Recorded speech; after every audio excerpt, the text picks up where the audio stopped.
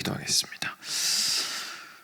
크신 주님 감사합니다. 우리가 무엇이고 한데 우리를 사랑하여 주시고 먼저 사랑하여 주시고 저희들을 참 택하시고 구원하시고 당신의 백성을 삼아 주셨는지 주님께 모든 감사와 찬송과 영광을 올려드립니다.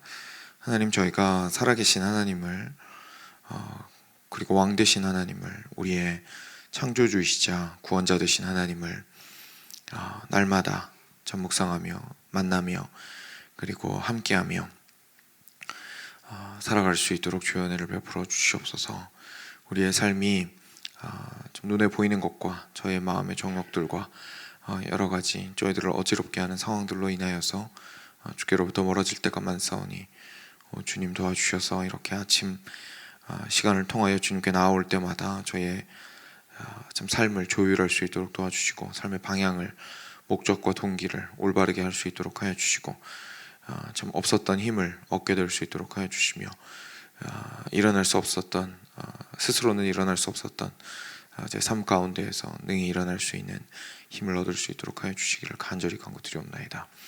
아버지 하나님, 저희가 선한 일을 하는 백성으로서 주님께 참 일으킴 받기를 원하시는 주께서 저희를 구원하시고 세우셨사오니 아버지께서 우리가 계속해서 그런 선한 일을 위하여서 무장되어져 가는 자들 될 수 있도록 주여 은혜 베풀어 주시옵소서. 오늘 이 아침에도 우리와 함께 하시기를 간절히 원하오며 우리 주 예수 그리스도의 이름으로 기도드렸습니다. 아멘. 네, 열왕기상 오늘은 8장입니다.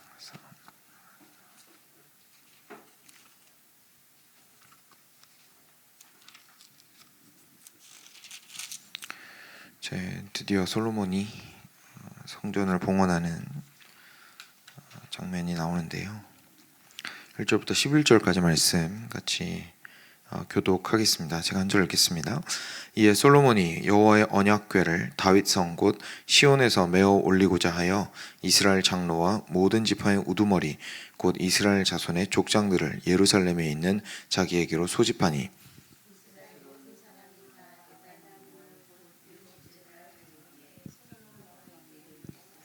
이스라엘 장로들이 다 이름에 제사장들이 궤를 매니라.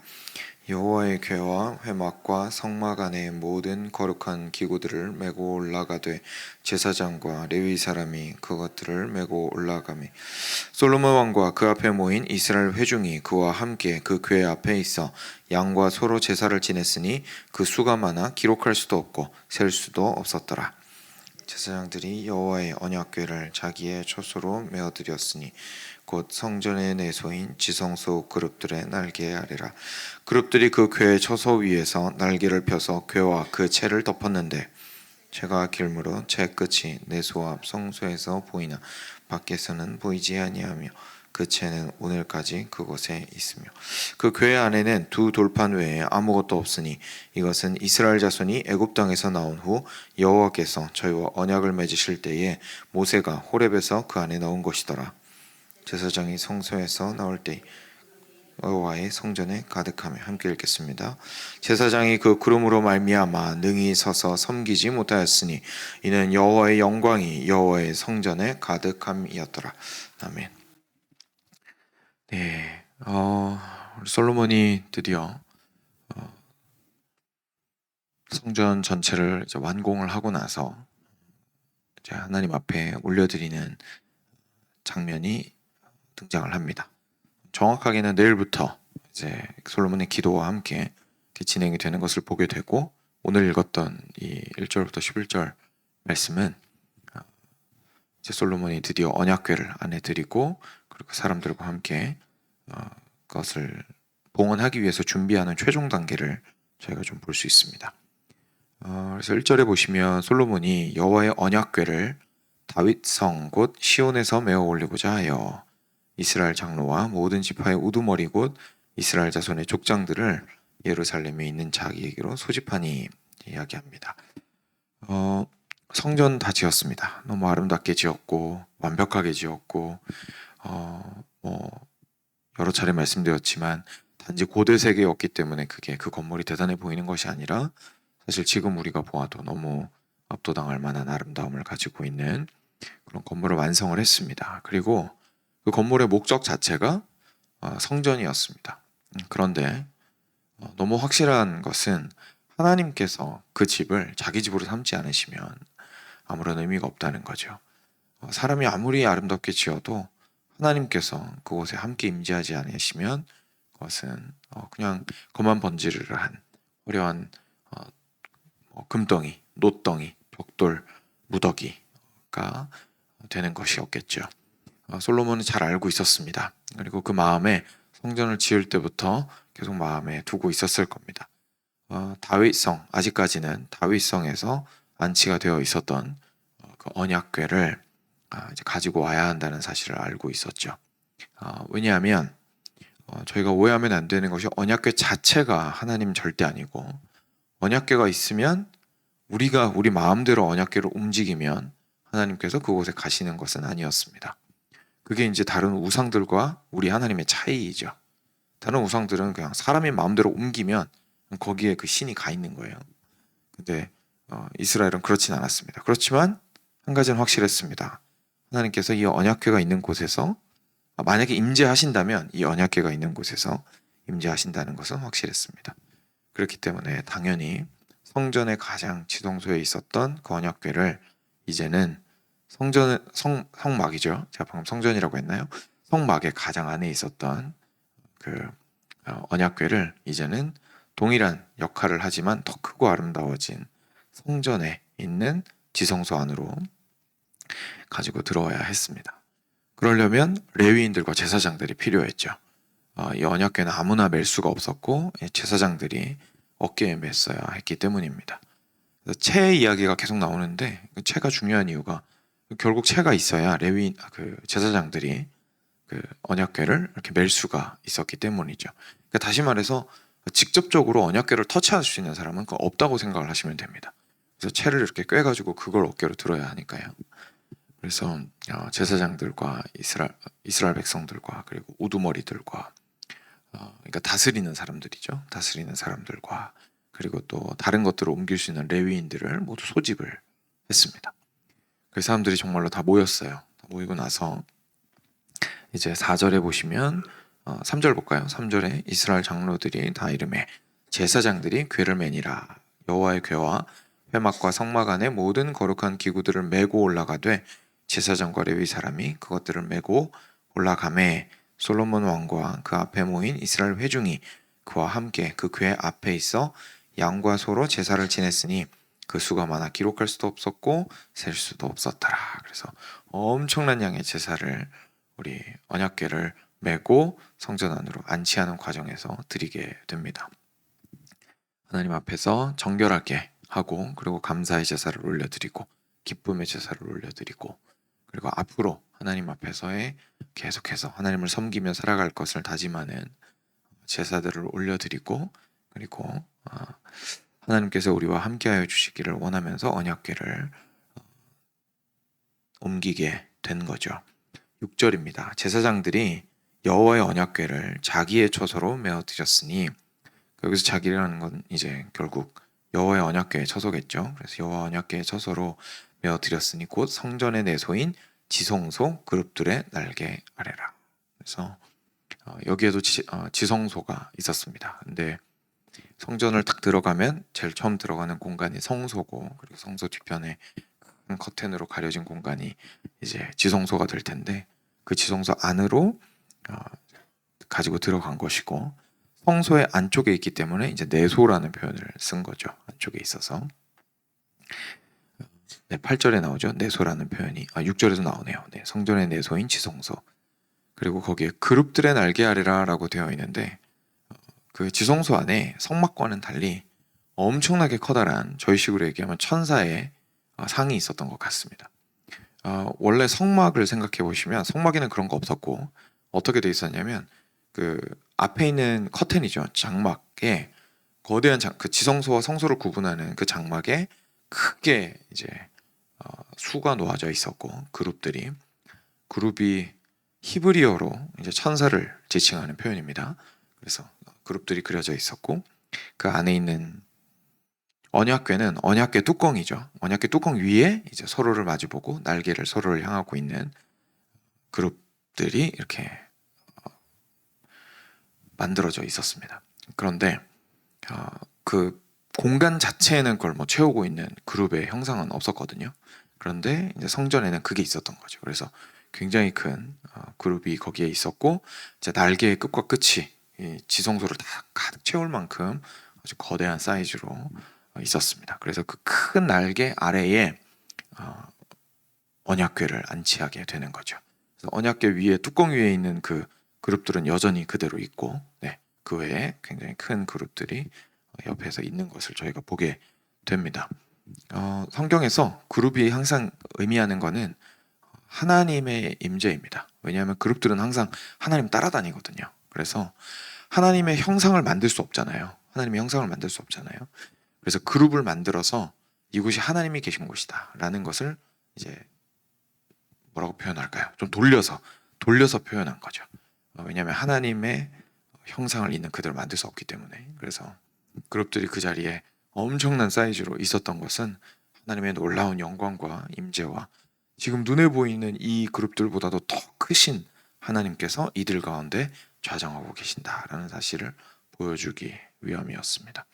그래서 그룹들이 그 궤 처소 위에서 날개를 펴서 궤와 그 채를 덮었습니다. 8절에 보면 채가 길어서 채 끝이 내소 앞 성소에서 보이나 밖에서는 보이지 아니하며 그 채는 오늘까지 그곳에 있으며 라고 말합니다. 그래서 이 성경을 썼을 때 그 채가 아직까지 계속해서 유지가 되고 있었던 것 같습니다.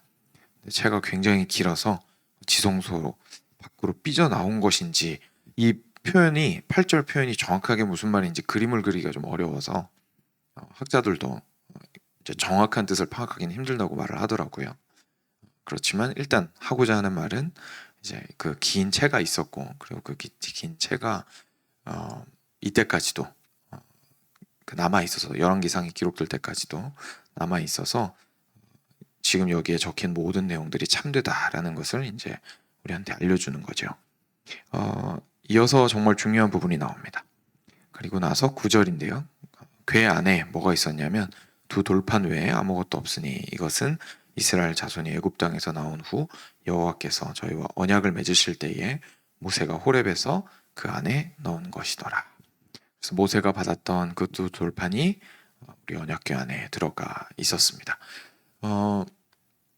다른 부분에 보면 그 아론의 지팡이나 뭐 만나가 항아리에 들어 있었다라는 표현들이 나오는데, 여기에 이제 이렇게 나오는 거는 그 보통 저희가 그것을 이해하기로 실제 언약궤 안에 있었던 것은 돌판만 있었다고 저희가 생각할 수 있습니다. 그래서 항아리 안에 들어있던 만나라든지 아니면 아론의 지팡이 같은 것은 같이 지성소 옆에 놓여져 있을 수는 있지만 그 언약궤 안에 들어가 있었던 거는 결국 돌판이었고, 그리고 이때에는 심지어 이제 만나와 그리고 아론의 지팡이까지도 유실되었을 가능성이 있는 거죠. 그래서 그냥 그 돌판만 남아 있는 상태였던 것 같습니다.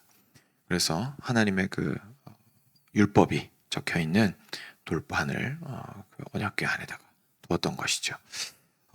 언약궤 안에 하나님의 율법이 있는 것은 참 중요한 의미를 가지고 있죠. 하나님께서 왕으로서 그곳에서 좌정하시고 다스리실 때에 결국은 당신의 말씀으로 다스리신다라는 것, 당신의 법도로 다스리신다라는 것을 말을 해주는 겁니다. 그래서 하나님께서 언약궤가 있는 곳에서 임재하시고 거기서부터 통치하시는 것을 보게 되죠. 그래서 이스라엘을 생각해 보시면 이스라엘한테는 항상 두 나라가 공존하고 있었습니다.